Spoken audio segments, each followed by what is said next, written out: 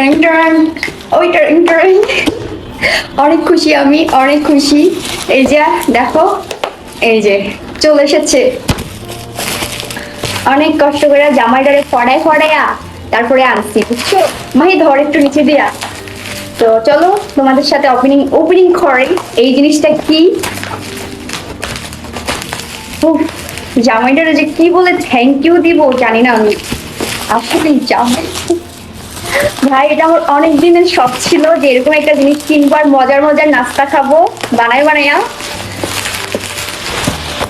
তো তোমরা বুঝেই গেছো এটা কি, তাই না?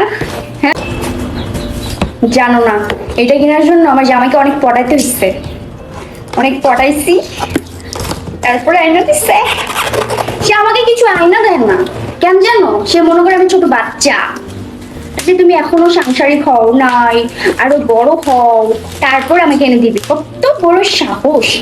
তারপরে বলছি তুমি আমাকে এনে দিবে নাকি দিবে না। একদম ধর ধর।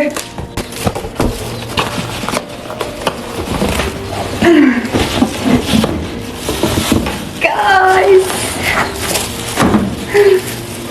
আমি অনেক খুশি, তার কারণ হচ্ছে অনেক মজার মজার নাস্তা বানাতে পারবো আর তোমাদের সাথে শেয়ার করতে পারবো।